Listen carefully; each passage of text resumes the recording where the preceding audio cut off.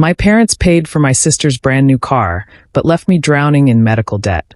After years of their entitlement, I finally walked away, and they say I'm the problem. I'm 27, and I'm done with my family. It wasn't an easy decision, but at some point, you have to stop letting people treat you like a doormat just because you share DNA.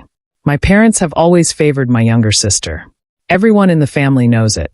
I put up with it for years, thinking maybe one day they'd see me as more than just an afterthought. That day never came. Last year was the final straw, but honestly, I should have walked away long before that. It started small, but looking back, the signs were there. When I was 24, just starting my first real job, my dad came to me asking for $5,000 to help with unexpected home repairs. He didn't really ask, though. It was more like, "We need your help. You're doing well now, so it's time to give back to the family." I had some savings, but it was a big chunk of what I'd managed to set aside. Still, I didn't think twice. They were my parents, and I figured they'd pay me back. Months turned into years, and every time I brought it up, they brushed me off. My dad would say stuff like, "Why are you so worried about it? We've done plenty for you over the years." My mom would chime in with, "Family shouldn't keep score." Meanwhile, my sister was living rent-free at home, working part-time jobs she always quit after a few weeks. But yeah, I'm the one who needed to give back. A year later, I got a job offer in another state. It was a big step up, higher pay, better benefits, a chance to actually build something for myself.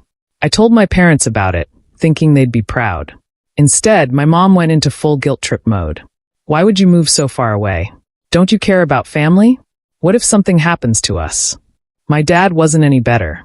"This is the time in your life when you should be helping us, not running off for a paycheck."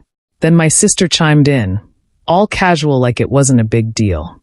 "You're the only one who knows how to fix the Wi-Fi when it's down. What am I supposed to do when you're gone?" She said it with a straight face, too, like that was a perfectly valid reason for me to turn down the opportunity of a lifetime. I let them talk me out of it. I stayed, thinking maybe it would mean something to them. It didn't. Fast forward a couple of years, and I'm sitting on a pile of medical bills.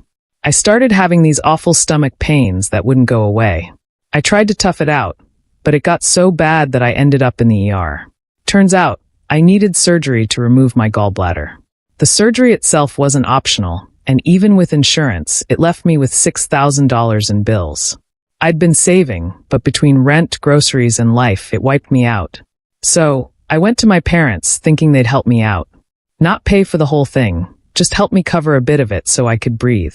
My mom looked at me like I'd just asked her to take out a second mortgage. "You're an adult now," she said. "It's time to figure these things out on your own." My dad nodded like they'd rehearsed it. "We've already done so much for you over the years. It's not our job to bail you out every time something happens." Every time. I'd never asked them for a dime before. Meanwhile, my sister was still living at home, going to school part-time, working part-time, and doing zero around the house. But sure, I'm the problem. A few months later, I'm scrolling through Instagram, and there it is. A picture of my sister standing next to a brand new, shiny red Jeep Wrangler. The caption read, "Thanks Mom and Dad. Best birthday ever." I stared at it for a solid minute, trying to process what I was looking at. They couldn't help me with basic medical expenses, but they bought her a brand new car? I called my mom, trying to keep it together. "So, you can buy her a Jeep, but you couldn't help me with my hospital bills?" She didn't even try to deny it. "Your sister needed a reliable car for school," she said. "She's been working so hard." I couldn't believe what I was hearing. Working hard? My sister had been half-assing her way through life for years, and somehow, they thought she deserved a $30,000 reward for it. "Life isn't fair," my mom said when I pushed back. "And we've done plenty for both of you." That was her go-to line whenever she wanted to shut me up. My dad jumped in with his usual, "You need to learn how to stand on your own 2 feet" speech. I hung up before I said something I couldn't take back. By the time Thanksgiving rolled around, I was already on edge. But I went anyway, thinking maybe we could have a normal holiday for once. Spoiler, we couldn't. From the second I walked in the door, it was clear who the star of the show was. My parents fawned over my sister like she'd just cured cancer. "How's school going? Tell us about your new friends. Do you need anything for your ski trip?" They didn't ask me a single question about my life, my job, or anything else. Then, during dinner, my mom casually mentioned that they were thinking about helping my sister with a down payment on a house. You know, once she finishes school, she said, as if that was just around the corner. I couldn't keep my mouth shut. Let me get this straight. You're planning to help her buy a house, but when I needed help with medical bills, I got a lecture about being an adult. The room went dead silent. My sister rolled her eyes. Oh my God, why are you always so dramatic? Maybe if you managed your money better, you wouldn't need help. That was it. I snapped. Manage my money better? Are you serious? You're sitting here with a free car, no bills, and a ski trip on the horizon, and you're lecturing me about money? My dad told me to watch my tone, like I was some unruly teenager. My mom started crying, saying she didn't understand why I was so angry all the time. We've done nothing but support you, she said, like the $5,000 I'd lent them and never seen again didn't exist. My sister stormed off, calling me ungrateful on her way out. I left that night and didn't look back. I didn't call. I didn't text. I just stopped. For the first time in my life, I put myself first. After I stopped answering their calls and texts, things escalated fast. At first, my mom tried to guilt-trip me into coming back into the fold. She left these long, rambling voicemails about how family is everything and how I was breaking her heart. We're your parents, she said in one message. We're not perfect, but we've always done our best for you. When that didn't work, my dad tried his approach, shaming me into compliance. He called and left a message saying, "You think you're punishing us, but you're only hurting yourself. You're going to end up alone, and no one else is going to care about you like we do."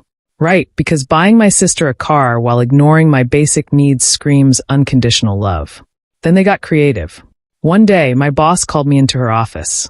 She looked concerned and said, "I got a call from someone claiming to be a family member of yours. They said you've been struggling emotionally and might need some time off." I was mortified. I had to explain everything to my boss, about my family, their manipulative tactics, the whole messy story. She was understanding, thank God, but I was furious. I called my parents, livid. "Are you kidding me? You called my job. What the hell is wrong with you?" My mom tried to play innocent. "We were just worried about you," she said. "You've been so distant, and we didn't know what else to do." My dad chimed in, saying, "You're clearly not thinking straight. We had to intervene before you did something you'd regret." That's when I lost it. "You're not worried about me. You're just pissed that I'm not letting you control me anymore. Don't ever contact my job again. This is your last warning." I hung up and blocked their numbers. A few weeks later, I got a call from my uncle, one of the few family members I still talked to. He said my mom had told him I was going through something and that she was worried about me. "She said you've been acting really strange," he said, clearly trying to feel me out. I could hear the skepticism in his voice, though, like he didn't fully buy her story.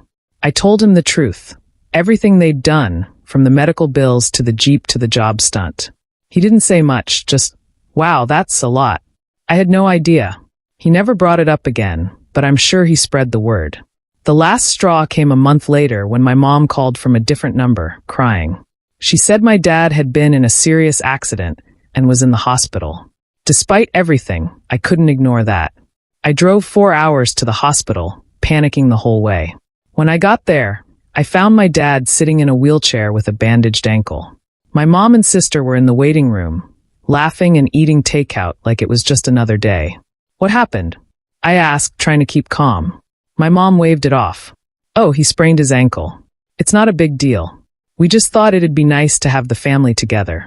I stared at them, stunned. They'd lied to me to get me to come back. I didn't say anything. I turned around and left.